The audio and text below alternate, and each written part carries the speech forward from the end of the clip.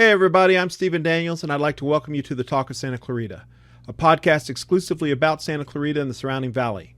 We usually do these podcasts once a week, but due to an abundance of guests in the upcoming elections, in some of the upcoming weeks we'll be offering 2 podcasts. So please check the website, Twitter feed, and Facebook page on a regular basis so you don't miss out. Also, I want to remind you that we now have a phone number for comments. We invite you to call and let us know your thoughts on a particular show. Your comments may even be played on a show in the future. To leave comments, please call 661-505-8672. That's 661-505-8672. This is episode 56, featuring a debate for the 25th Congressional District between Democrat Brian Caforio and the incumbent Republican Steve Knight. Except for the presidential election, I would say that the 25th Congressional District race is probably the most talked about item on this November's ballot for the Santa Clarita Valley. The 25th District covers part of northern Los Angeles County and part of Ventura County. It includes the cities of Santa Clarita, Simi Valley, Palmdale, Lancaster, and the northern part of the San Fernando Valley. In the past, it has been the most Republican congressional district to be located primarily in Los Angeles County. However, things have changed recently. Democratic voter registration is up dramatically and even exceeds the amount of Republicans registered in this district. But with the amount of independent voters listed, it's still anyone's ballgame in this election. This debate took place on Friday, October 14th. I'm extremely grateful to both Congressman Knight and Mr. Caforio for taking time out of their incredibly busy schedules to allow this to happen. They had already participated in several debates over the last 2 weeks, and I'm sure answering several of the same questions at those debates had tired both of them. As a result, I did make an attempt to ask some questions that they might not have encountered before, but truth to tell, to really address every question I would have liked to, I would have had to do a much longer podcast, and sadly, Congressman Knight was extremely tight on time. I'd like to thank Chad Campbell for his incredible help, which included timekeeping during the debate, and for pictures which can be seen on Instagram. Now, to give some perspective on how both of the candidates did in this debate, I'll say this. My father, who was in the town visiting, attended the podcast. He's a political junkie, but being from Kentucky, he obviously doesn't know much about this race other than the brief introductions that took place before the debate began. After it was over, my father and I talked about how each candidate did. Without stating his politics, I'll tell you this. My father said he was extremely impressed with both candidates. His opinion was that the 25th District is lucky to have 2 candidates who are both so accomplished for the position they are running for. And you know what? I agree. Ultimately, they're both extremely well qualified. They just have very different visions on how to do things. I'll leave it up to you to decide who has the better ideas. As always, we do not edit these podcasts, so what happens happens, what is said, which of course doesn't make for perfection every time, but it is always an open and honest conversation. And just a reminder to everyone out there, the Talk of Santa Clarita does not have sponsorships, and no money at all is exchanged for doing these podcasts. They are simply provided as a public service to the SCV. We hope you're enjoying them. So with all that stuff out of the way, let's get things started.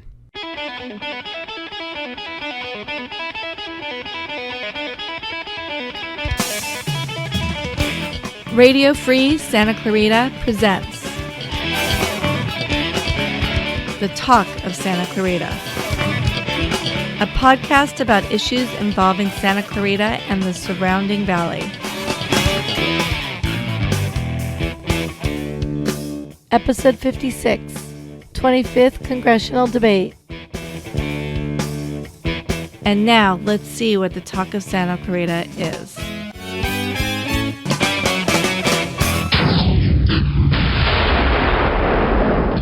First of all, I would like to thank both you guys for making the time to do this today. Thank you. And we'll just start with 60-second opening remarks. Congressman Knight, if you want to go first. Sure. Well, thank you, Stephen. Thank you for doing this podcast. We've done one before, and I've always enjoyed it. My name is Stephen Knight. I've had the honor of representing this district for the last session in Congress, and it has been my great honor. I've done exactly what I said I was going to do. We've been the voice for aerospace, we've been the voice for veterans, and we've been the voice for small business. I'm married. I'm going to be married 27 years to my beautiful wife this October. Have 2 boys, one who's off on his first big boy job in Chicago, and one's at Arizona State. And we live in Lancaster. Thank you. Okay, and Brian, your opening statement. Yeah, thank you very much, Stephen, for doing this as well. Always enjoy listening to your podcast, and it's been great you doing the debates for all the different races in the area. And thank you, Congressman Knight, for being here. Brian Caforio, running for Congress here. I'm a Southern California native, born and raised. My parents were both public school teachers who taught me to work hard and go to good public schools, and anything was possible. Was able to go to UCLA, where I met my wonderful wife, Lisa. Went off to Yale Law School to work for a federal judge, and came back and practiced law, where just found a system where it's far too broken and far too many people being taken advantage of. And said, instead of doing this one case at a time, let's get in there and try to build a better system. Let's work on an economy that's going to help everybody, not just the wealthy few. That's what I'm going to look to do in Congress, and looking forward to the debate with you today. Terrific. Okay, let's start things off with just Congressman Knight's first question. Well, in both cases with you guys, there's been some pretty nasty mailers and ads I've seen on the TV from both ends. Most recently, Congressman Knight, you've had a campaign flyer go out that basically says Brian Caforio is not one of us. Do you want to clarify exactly what you mean by that? Well, I think I clarify by how this campaign started. And we have always had a very positive campaign and a very above-board campaign. And for 36 days, I was hit in the mailbox by negative mailers. For 36 days. In fact, when I went into the editorial board on 2 different papers, both papers said, "Why are you allowing this to happen for so long?" And I said, that's not what this should be about. It should be about the issues. But if you don't hit back and if you don't do this type of thing, then people think that, he's just standing there. And so we do talk about some of the issues. We talk about some of the issues that we have been part of the community. We did choose to live here. We did choose to raise our family here. And I think that that's passion and commitment for why we are doing this. We're doing this to make the community better. And when the hit mailers come out against me about things that are absolutely not true, we decided if we are going to do something that looks like a hit, we are going to talk about the things that are true. Now, the same ad has been used by his campaign, that we say he is not one of us. Okay, you're out of time. Okay. But I'm going to follow up just real quick. Sure. What is one of us? What do you mean by not one of us? Well, I think the passion and commitment is living here, raising your children here, being part of the community, not moving here after you decide to run for Congress. Okay. Brian, do you want to have a rebuttal for that? Sure, there's a lot in there. I'll start by saying, my dad wasn't an astronaut. He wasn't an elected official who gave me his name and an open seat to start my career. What he was the hardest working, most decent, smartest man I ever met. And he taught me and believed when I was growing up that in America, if you work hard, you can do anything if you get a little bit of luck. And I did work hard and I got luck and was able to earn an academic scholarship to UCLA, was able to get myself into Yale Law School, work for a United States federal judge, and practice law where I saw a system where people were being taken advantage of because you had Washington politicians like Congressman Knight who were looking out for special interests instead of people. And my wife and I decided, you know what? Instead of doing this one case at a time, let's try to build a better system. And I'm proud to live in Santa Clarita with Lisa, where we're growing our family, and I'm really proud to have traveled from corner to corner of this district and earned the support of our local nurses, our local teachers, our local environmentalists, our local garbage workers, janitors, bus drivers, and every other type of working family that Congressman Knight has forgotten about while he's back in Washington, D.C. looking out for the special interests. Let me go to the next question then. And it's kind of a follow-up to that. And Congressman Knight did point out the negativity that the campaign has taken, the mailers that were coming out.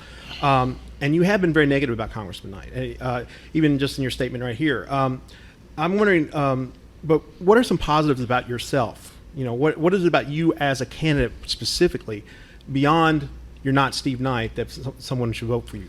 Absolutely. And let's look at the mail, which first off is not being sent out by my campaign. You can look at all of the pieces of mail that have gone out. None of them are Brian Caforio for Congress. But every single one of them that has gone out is on a substantive issue.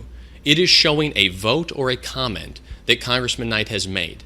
And I really do find it fascinating when a person says that pointing out someone's votes or comments is negative, then what does that tell you about their votes and comments and what they stand for?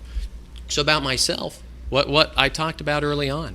I'm a local Southern California native, grew up in a middle-class family, got myself into a successful legal practice where I handled a wide variety of cases. And I dealt with, as I told you in our first podcast way back in January, I represented corporations and consumers, Democrats and Republicans, and in all of it, had experience on the inside seeing a broken system, seeing what we need to do to fix the system, and how we can build a better system for our community. Okay, got to call you on time. Congressman Knight, do you want to have a rebuttal for that, or you want to comment on it? No, I think this has been the most venomous campaign that this district has ever seen. And I think that this has been brought in here to address someone who is passionate and committed about the district. And so I think it says it all, that if you move here after you just bought a house in LA in 2015, and then the DCCC comes in and says, well, you know what, you better have at least a place somewhere in the district so people don't get worried about that. Then they find a place a month after he decides to run for Congress. I think that that's an issue. I think that people know that. There's been enough out there. There's been enough negative campaigning. I will commit right now. If there is no more negative campaigning from either side, then I think this will be a much better campaign. Will you commit to that? Well, I don't know what it means to negative campaign, to point out how Congressman Knight votes on an issue, to point out what Congressman Knight says about women's health or Social Security. That's not negative campaigning. That's a substantive discussion of the issues. Okay. And on each one of those, I'm on the other side. It is a contrast position where he stands where I stand. There is not a single statement that's been made by me or my campaign or anyone associated with my campaign about Steve Knight being a bad person who, is not fit. It is on substantive issues. I believe he is very misguided for this community. So just understand, he will not do a campaign on what he believes. Mm-hmm. I will do a campaign on what I believe, on what we have done, and what the vision is for this community. Absolutely, I would do that. I would relish that. But he will not do that. Okay. Let's talk about some of the specific issues that I was looking over and thinking about. One of the things is they talk about, Brian has been very forthcoming about the idea of the no-fly, no-buy bill, and you're against that, correct? I'm against this no-fly, no-buy bill. Okay. And I think that everyone who has looked at it is. Everyone understands if you're going to put 400,000 people on a no-fly, no-buy list, and 3,000 of those people, minimally, are U.S. citizens that did not get due process, including 40 nuns, including many people that have the same name as people who are on other terrorist lists but are not that terrorist, then we have a problem. So I agree with what the Democrat candidate for president said we should have a no-fly, no-buy list, but it should be off non-U.S. citizens first, and we push forward that bill. I agree with her. She is right. But to do this no-fly, no-buy, everyone has looked at it, Republicans and Democrats. They know it is a publicity stunt. They know it does not change anything, and the people who are advocating just don't know. So if we're going to do a real list, then let's do a real list, and let's do it off the non-U.S. citizens first. Okay. Brian, do you want to respond? If you are too dangerous to board a plane, you are too dangerous to purchase a weapon of war in our communities. It's very simple. There's no reason that Congressman Knight should have voted more than 20 times against this. And the proposal has due process protections in there. If you believe you are incorrectly on whatever list is used, there are procedures in place for you to challenge that in a court of law very quickly to have a court determine whether you're appropriately on there or not. The safeguards are there. But this is about protecting our communities, and if you are a suspected terrorist, you shouldn't purchase guns in our community. Okay. Let's follow up on gun control a little bit, and I'll take the question to Brian now. I was looking up some of the statistics regarding some of the mass shootings that we've had recently in the past couple of years, and one of the things that stood out to me was the AR-15 assault rifle. Aurora, Newtown, Orlando, and San Bernardino all use the AR-15 or a weapon very similar to it. What are your thoughts on possibly banning that weapon or even just doing background checks for weapons in general? Yeah, absolutely. The first thing we need to do is get the funding back to the CDC so they can conduct the research to really investigate what type of procedures and gun safety measures work the best to save lives. Because what we're seeing every day right now is just tragedy after tragedy. After you do that, we need to have expanded background checks. They need to be funded. They need to move efficiently to make sure suspected terrorists, domestic abusers, people with mental health issues don't get those guns. We need to have better waiting periods so that at the very least we're going to cut down on suicides, and then you get to looking at some of these larger clips, some of the more dangerous weapons, and make sure we're putting proper gun safety measures in place to save lives. Congressman Knight, your response? Yeah, so we passed a bill this last year in this session on mental health. And I think that everyone who has seen these shootings knows that there's got to be a component to mental health, to funding of mental health, and to making sure that we are working on mental health. So that was the first thing that we did, was a very comprehensive bill that is moving through Congress swiftly right now. The second thing is we will not go out and target a single weapon. I think that people understand that. Why not? I mean, well, if we do, then you're going to target every handgun, because more people die by handguns every year than any hunting rifle that you will ever say. So if you're going to target a weapon, then you're going to target that handgun, and then if another person dies by a different handgun, are you going to target that? I think the better way to do it is we have to have vigorous background checks. There's no doubt about that. You have to pass a test like we do here in California when you are going to buy a handgun. You have to do these certain things if you are going to purchase a weapon. And I do support background checks. I absolutely do.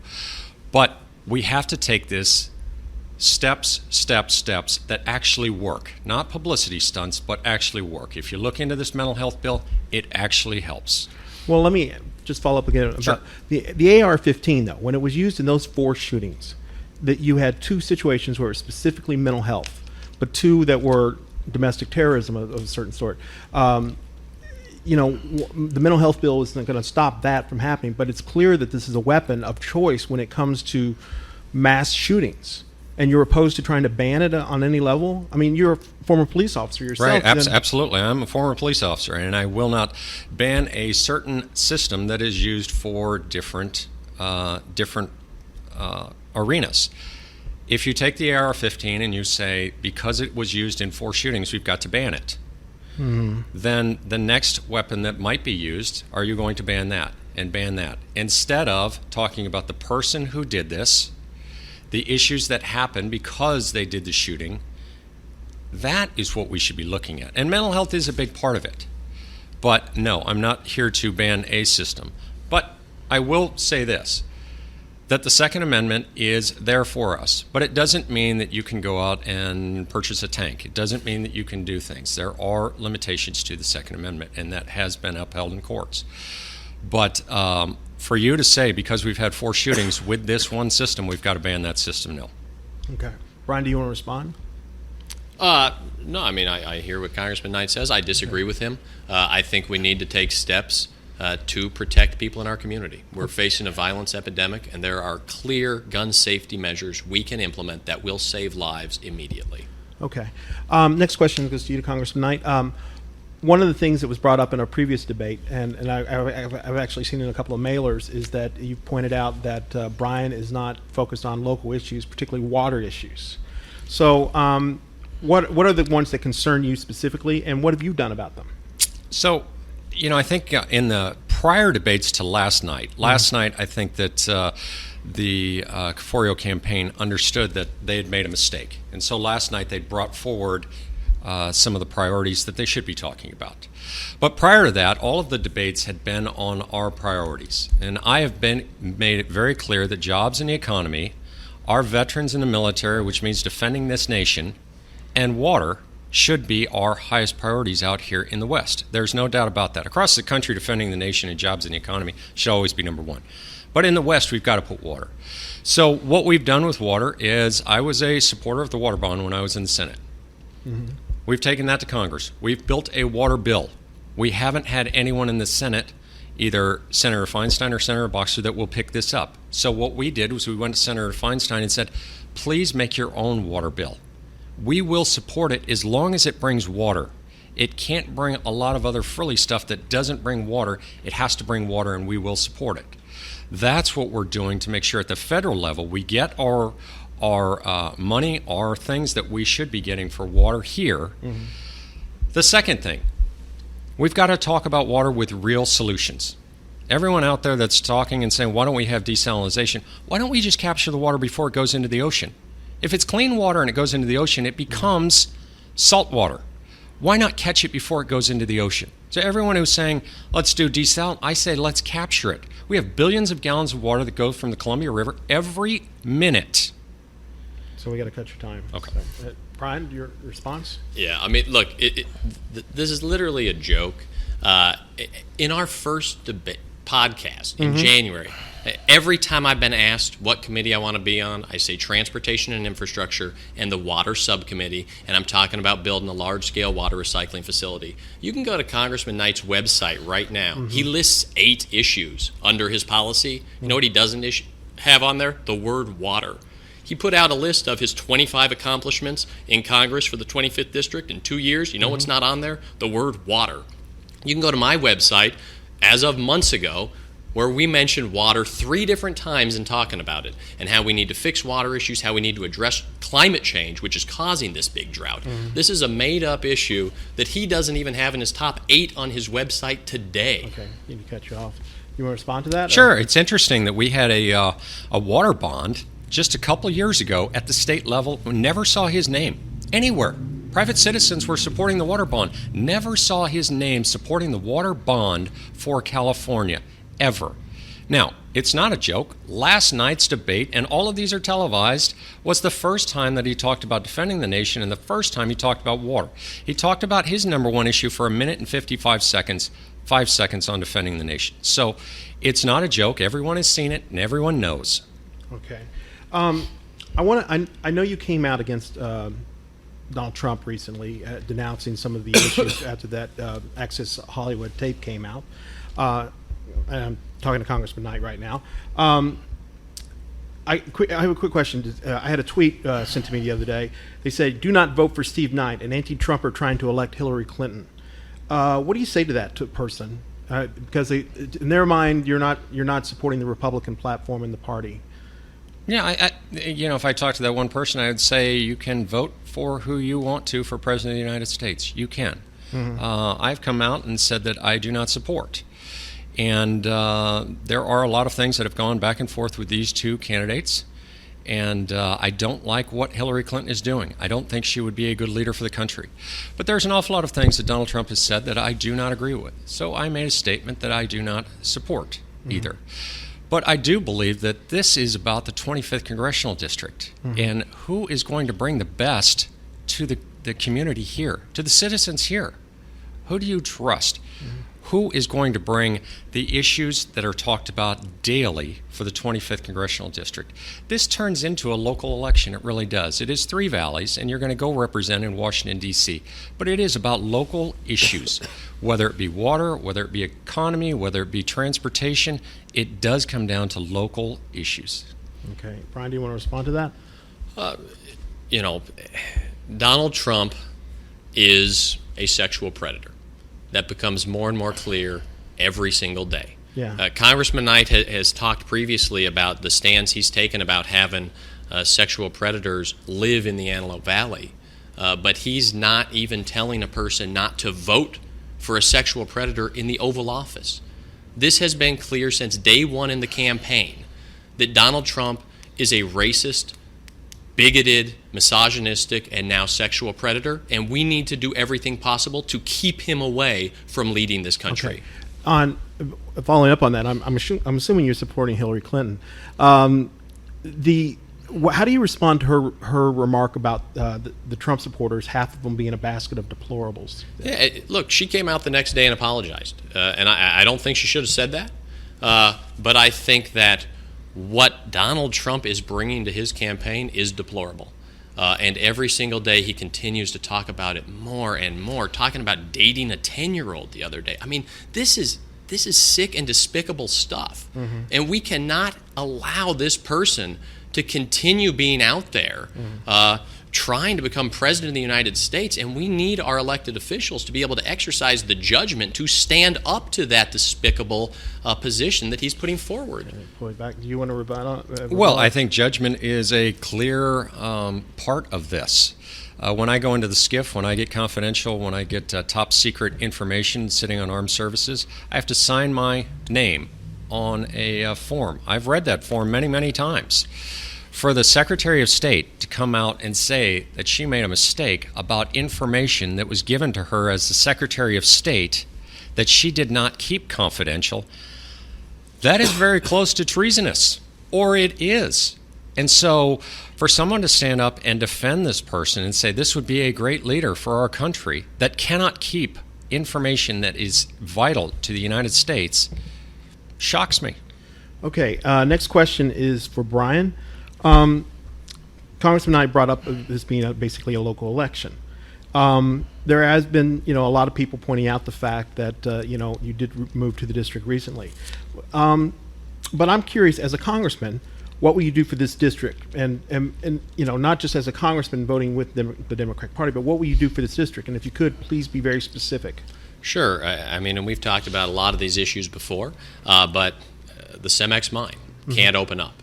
And I think we need to make sure we have legislation that doesn't leave opening that mine up to the whim of the executive, whoever that is in office, but we instead get legislation through. And I've talked about this already with the surrounding members of Congress who've endorsed my campaign, and am going to be ready on day one to work with them as we push this legislation forward. I've talked extensively about being on the Transportation Infrastructure Committee, the Water Subcommittee, and working to build a large-scale water recycling facility that ultimately could provide enough fresh water for 850,000 people, more people than are in the whole 25th district. There are a lot of other specific environmental issues we have here, from the Porter Ranch gas leak, where I put out a proposed piece of legislation to help the people who were harmed and to prevent something like this from happening in the future, and also making sure we're working to bring infrastructure to this area. We struggle with high-speed broadband in all three valleys, which makes it harder for small businesses to open up and expand when they don't have good enough internet access. Okay, Congressman Knight, do you want to respond? Well, am I responding to this, or am I answering the questions? Answer the question. Answer the question. I'm sorry. Either way is fine. My apologies. No, that's fine. Well, I do think it's local, and I would say that about any race that has to do with Congress, because it is about the issues of the district. But, last time when we were running, all 8 of us, Republicans and Democrats and the Libertarians, said that the number one issue was CEMEX mine. Within 8 months of me coming into office, we had the contracts turned 180 degrees. They cannot mine in the CEMEX mine right now. They are in an appeals process. This is America. You do get an appeal. That happened because we worked very closely with the City Council. City Council has done the lion's share of this. There's no doubt over the last 16 years. But I think that they needed a partner to get something moving. The second thing that we did was we looked at what businesses are here, not just aerospace, but other businesses, and we've worked with a small business committee that I sit on, and we passed a bill that helps small businesses, not just DOD and aerospace, that got passed and signed by President Obama. The second one we did was for small businesses. It sits in the National Defense Authorization Act, which I'm sure we will bring up in lame duck and will be signed. Okay. I'm curious about, Brian, this is for you, about the small business contracting bill, the mentorship program that Congressman Knight passed. It allows a mentorship program with larger businesses. Do you think that's a good thing that Congressman Knight did, or would you have done something different? Look, we absolutely need to be working to provide internship, externship, mentorship programs for our students, to make sure they are getting the experience necessary along with a good education, so that as soon as they graduate, they are able to come right out and start working a high-paying, highly skilled job. That's an absolutely key thing we need to do. I put forward my small business plan in concert with former president of the SBDC here about steps we can take to make sure we are helping our small businesses. That's where 99% of the job creators in this country are, the small businesses. And Washington right now isn't doing enough to help small businesses. They're focusing just on the biggest banks, the biggest corporations. That's wrong. Let's shift the priority and help the people here. Congressman Knight, do you want to respond to that? Well, I won't respond, but I'll say that we've made it very clear when we got into Congress was that we had some goals, and part of those goals was to be on armed services because we think that that fits the district very well. I think I have a good breadth of knowledge that brings something to armed services. We wanted to be on science, space, and technology because of the district, and we wanted to be on small business. We have 450 subcontractors that are in this district for DoD, but we have thousands of small businesses that want a voice. So we put forward what we believe the district wants and needs, and that's what we put our priorities in. Okay. I'd like to ask you about Syria. We talked about it in our first podcast, and Brian, I believe we touched on it as well. And quite frankly, I just would like, if you were in a position, and you probably will be, one of you will be in a position to talk to the president on some level about what to do. What would your solution be? What would you recommend as a solution to Syria? Yeah, so a lot of things are happening. I think yesterday in the debate we talked about what had happened with firing on one of our ships, and I said yesterday that we need to have a retaliatory strike. And there was a retaliatory strike on radar sites, and I think that was measured, and I think that that's got to continue. The president has now said he's going to go in and talk to his advisors and talk about what we are going to do in Syria, which means we might be involved more in Syria. Now, I'm not against that because I think we are critically involved right now. So if we are going to be halfway involved, then let's be involved and let's absolutely make sure that we can have an effect there. So I think that we'll hear a lot over the next couple days of what comes out of those advisory committees. Mm-hmm. We are going to have some meetings with armed services, and I predict that we will be involved much more in Syria in the next few months. Does that include boots on the ground for you? I mean, in your opinion? It could include boots on the ground. We do have a military, and it does have boots on the ground. We do have soldiers, and we do have Marines, so I would never take anything off the table. But I'd like to hear what the advisors advise the president and then advise the Armed Services Committee and give us all the options. But I would never take an option off the table for our military. Boots on the ground is an option that can be used in many different military circumstances. Brian, what is your response to that?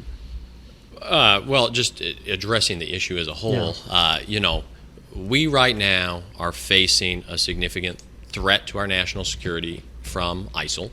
And one of the reasons that ISIL has been able to expand and present this threat is because of the chaos in the Middle East. And we need to do everything in our power to contain that. One way we do that is by cooperating and coordinating with our allies. That's why our NATO allies, our allies in the Middle East, making absolutely certain that we are coordinating on the intelligence front, on the military front. We also need to continue coordinating with our great tech companies here in the United States. Instead of having an antagonistic relationship, have a partnership, use the great technology they have, and work to cut down some of the capabilities that ISIL has in Syria on the electronic front, and make absolutely certain that you are keeping options on the table so that you are going to be able to protect this country regardless of what is going on there. Okay. Going with the international affairs situation, Congressman Knight has pointed out that you were in support of the Iran deal, nuclear deal. Is that true? And Congressman Knight voted against it. Why was he wrong in doing so? Yeah, I honestly have no idea where, first I haven't heard Congressman Knight say that, but I don't know where that comes from. Mm-hmm. I don't believe I've ever taken a public position on it. I'm coming into Congress with the deal in place. Okay. When I get there in January, the deal is in place. And what we need to do is make absolutely certain that Iran lives up to its end of the bargain. And if it takes any steps out of compliance, we need to be there to reimpose sanctions to make certain that they are not moving towards a nuclear weapon. We cannot let Iran get a nuclear weapon, and we need to make sure that we're doing everything in our power to prevent that from happening. And one way to do that is by cooperating and having a better relationship with Israel, who is our most important ally in the region. But would you have supported the deal? Would you have voted for it? I'm coming into office with a deal in place, and there's just no reason to go back in history about how you would have voted on that. We're going to get there, and it's there. And there's nothing I can do about it one way or the other. What I can do is make sure that we have oversight, and we are making absolutely certain that Iran is not getting closer to a nuclear weapon. And if they are, we need to reimpose sanctions, we need to take steps, and we need to prevent that from happening. So you don't know how you would have voted then? I mean, I'm just curious that you can't tell me a yay or nay as to why, where you would have voted on that issue. We could spend hours going over hypotheticals about deals from years in the past, but that's not really relevant to what I'm going to be doing in Congress. I'm coming into Congress with a world that exists, and this is how I'm going to handle that situation. Congressman Knight, you did vote against the Iran deal, Yes. and you've also been calling him Brian out on the issue on some of the I'm a little confused too. That I don't know that Mr. Caforio is against the deal or for the deal. I would expect because most of the party, well, almost the entire party that he represents, did support the deal. But I will say it was a bad deal. We are basically allowing a country to have a pathway to where they can have nuclear weapons and conventional weapons and have access to $750 billion. I don't know where all these politicians are talking about $150 billion. Over a 10-year period, it's $750 billion infusion to their economy. Right now, the money that they are using to fund groups like Hamas, they are doing it with tens of millions. If we give them hundreds of billions infusing into their economy, it just makes this world less safe. There's no doubt about that. So I am against the Iran deal because I think it does give them a pathway to much better conventional weapons and a nuclear weapon. Okay, I'm quite in time. Recently, there was the vote on the overtime rule. Sure. So I was looking at that, and I understand the argument about how it would help small businesses or hurt small businesses. But I'm curious, what do you say to the people that would be receiving that overtime if that law had passed or is passed? Yeah, I think this is a difference between looking at what we have at $23,000 that you're going to get paid overtime or you're going to be on salary, or taking that to $51,000. Now, without the letter that Crescent Hardy and I from Nevada sent, it would have been almost $51,000. I think it's $50,633. With the letter, they reduced that down to about $47,000. So we got it reduced a little bit because we fought on this. But now we've pushed forward a bill, and this was authored by, I believe, a member from back east, but it was a bill that said we're going to do a 6-month delay on this implementation. And I think that that's important because if you're going to raise something 113%, how do you expect businesses to handle something like that? If you said, hey, look, business, you're going to have to do this, and we know that you can handle 8%, we're asking for 15%, and there's some sort of compromise there. But what they said was, we're going to raise it 113%, you've got to deal with it. That's why we push back on it. We don't believe that they talk to the business community, and we don't believe that they can do this. And so what's going to happen is a lot of these people that would be getting overtime or on salary, now their hours are going to be pushed down, or they're going to be on an hourly wage at 30 hours a week instead of 40 hours a week at a salary because the business can't afford them. Okay. Brian, do you want to respond? Look, when you work more than a full-time job, when you are working more than 40 hours a week, you deserve to be compensated fairly. It's very simple. And this rule, the proposed movement by the administration to require more overtime pay, would actually dramatically help women. It affects, I believe, 56% of the people who would benefit from this rule are women who are underpaid and discriminated against in the workplace. And it's also important to note that in California, this just doesn't affect a ton of people because California law already sets the limit at like $41,700. So we're really only talking about a $6,000 window here, and it also has to be a person who isn't in management or who doesn't have any sort of responsibility there. So it's a very small group of people, but those people are disproportionately women, and they should be paid fairly when they work more than 40 hours a week. Okay. We got a few more questions left here. If you can just bear with us for just a few more minutes. Brian, student loan debt is something that affects a lot of people in this country, me being one of them. So this is a question specifically, and it's very important to me because it affects me. I'm told that the bailout of the banks alone could have if that same amount of money could have wiped the student loan debt out of the entire country and boosted the economy as a result. Do you have any solutions to fixing student loan debt? Yeah, I mean, this is a very personal issue for me and Lisa. We graduated not that long ago with a lot of debt. And this debt hangs over thousands and thousands of Americans as an albatross that affects them for decades into the future. And there's a lot that we can do to help. I believe student loan debt should be dischargeable in bankruptcy. That's going to put the responsibility on lenders and schools to make sure they are doing a good job in training their students. I believe we need to have better loan forgiveness programs. So if you go into public service, including teaching, nurse, firefighter, police, etc., you can get your loans forgiven after a 10-year period. I've put out a proposal, it's on my website, people can check it out, that has the full plan for how we can make college education more affordable, because this is a great way to move the country forward. We need to shift that money going to the banks and corporations, give it to the people who need it. It'll be reinvested into our communities, and it will help people get ahead. Congressman Knight, would you like to respond to that? Well, I have a lot of connection to this. I just had a child graduate from Cal State Sacramento, and I have my youngest in Arizona State. So I am an expert on FAFSA. I'm an expert on finding money to put my children through college and leveraging us a little bit. It is a very difficult thing to go through college and then come out on the other end with debt. So it's obviously something that we have to deal with. I've talked about a federal loan program for everyone that we would cap at a very low percentage. I've talked about a 1%, that you will get a loan. It doesn't matter what your economic background is, and you will get a loan that you can pay back at a 1% loan. Now, the second thing is, we are very lucky to live in California. We have a CSU system, we have a UC system, we have the community college system here, and we have one of the lowest rates of college tuition of anywhere in the country. If you go to the CSU right now, you will have one of the lowest college rates in the country. So that's a great thing, and we've always talked about that. When I was in the Senate and the Assembly, I voted against raising our tuition at community college. They wanted to go from $21 a unit to $27. I voted against that.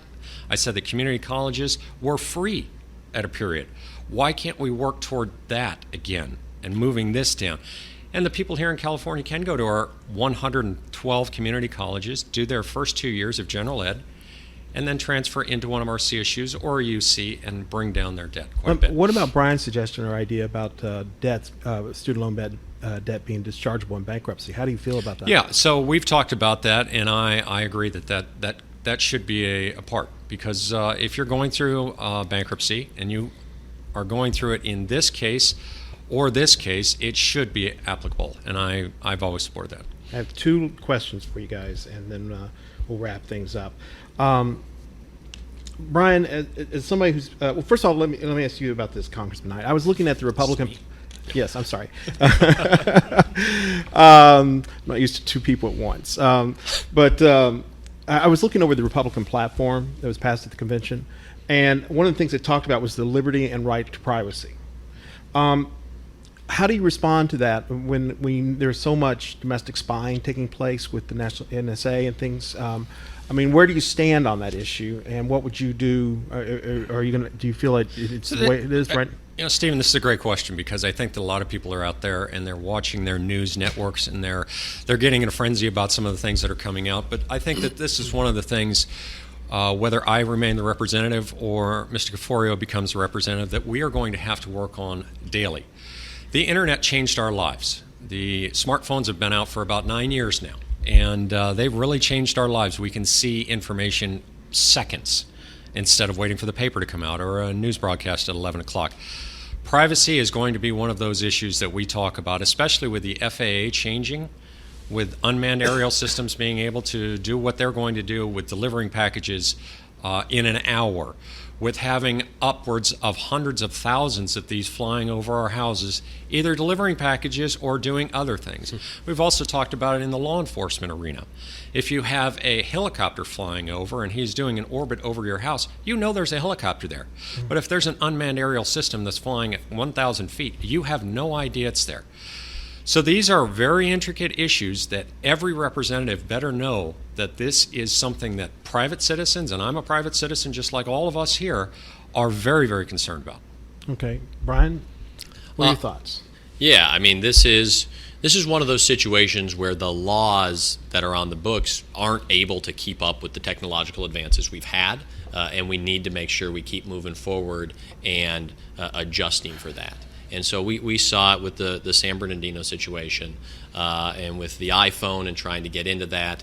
And I think it was really unfortunate the way there was such a strong conflict between the federal government and Apple in that case. And you'd like to see better cooperation to make sure that we are protecting personal liberty, making sure that we're not having unwarranted searches, making sure that people are secure and private in their private lives, but also taking the steps necessary to protect our country. Because along with the great technological advances that we can use to keep our country safe, that same technology can be used to harm us. And we need to find the proper balance between liberty and safety. Okay. I have one last question for you. Well, kind of one specific question for each of you before we go to closing remarks. And first we'll go to Brian. Here's a little bit of a challenge for you. Okay. What is Congressman Knight doing right? Oh, gosh. Well, this Must one have watched it last This night. one stumped Congressman Knight last night. Congressman Knight. I said it last night, so I'll say it again today. From his time in the state legislature, this is a person who recognizes the importance of aerospace to the Antelope Valley in particular. And you can see that he has put a focus on aerospace in his time in elected office. And that is, this district encompasses Aerospace Valley. This is something we need to be pushing forward, and we need our elected officials to be fighting and pushing for aerospace. Okay. And Congressman Knight, what are you doing wrong, or what can you do better? Oh, well, I always try and improve. I think I'm just like anyone. You're going to make mistakes every day. You're going to have successes every day. And it's the people who try and make sure they have more successes than failures that I like to be around. But I think that sometimes I am passionate to where I say things that might get me in trouble. But that's just because I'm passionate about what we're trying to do. And I tell my staff all the time, our job is to make it better and help people. And I hope that that's everyone's job in service. Is that's what you should be trying to do? How can we make this person's life better, or how can we fix a problem in their life? So we try and get past our mistakes very quickly and get to our successes. All right. Let's go to closing remarks. Congressman, I know you've already stayed a little bit longer than you could. We were originally planning to, so I do appreciate that. Brian, you want to do your closing remarks first? Sure. Thank you, Stephen. Thank you, Congressman, for doing this. I think all of these forums are great for the opportunity to answer questions and really get into some of these issues. This has been an exciting campaign. It's going to be a good next 25 days as we continue to talk about the issues where we agree and where we differ. And I firmly believe that we need a representative in Washington who is going to fight to make an economy that works for everyone. That includes making sure women can fully participate. It includes making sure there's equal pay for equal work, and that women are able to make their own health care decisions for their personal lives and their professional lives. It means that we get comprehensive immigration reform so that we bring people out of the shadows, we fight for families, and we move that economy forward. And it also means that we find solutions to strengthen and secure Social Security and Medicare so that we are able to fulfill the sacred promise to our seniors and continue to expand those programs for decades into the future. But I really appreciate you taking the time to do this and look forward to the rest of this campaign with Congressman Knight. Congressman Knight, your turn. Well, thanks, Stephen. Thank you, Brian, for being here. And this is our 7th debate forum. You're the last, Stephen. So we've had a vigorous conversation about the issues. We've talked about some of the things that are outside the issue, which is politics, and for bad and good, that's part of the deal. I appreciate people that want to be involved and want to run for office. I think it's a tough thing. But we have done exactly what we said we were going to do. We have a stellar record when it comes to talking about the issues of the district. Not just aerospace, not just small business, and not just science, space, and technology is what we sit on, but all of the things that we talk about to the business owners, to the people in the district, and what their priorities are. That's why we have roundtables with women business owners. That's why we have roundtables with disadvantaged and minority business owners, because we can understand what are the issues and how we can bring forward these solutions. That's why we're talking about access to capital for women-owned businesses, because that is a problem and we want to work on that. But we've done what we said we were going to do, and we would be honored to continue to do this. Thank you, Stephen. Guys, I want to thank both of you for making the time. I know the campaign has been very vigorous for both of you guys. Rigorous, actually, and rigorous, whatever. But I do appreciate you making the time to do this, and I wish you both much luck in the campaign. I know there can only be one winner, and but good luck to both of you. So, and we hope you guys enjoyed the talk. You've been listening to the Talk of Santa Clarita. A new podcast is available for download every Tuesday. Questions, comments, and show ideas can be sent to thetalkofsantaclarita@gmail.com. Follow us on Twitter @thetalkofsc and on Facebook @The Talk of Santa Clarita. You can also visit our website at thetalkofsantaclarita.com. This has been a production of Radio Free Santa Clarita. On the air and very much aware.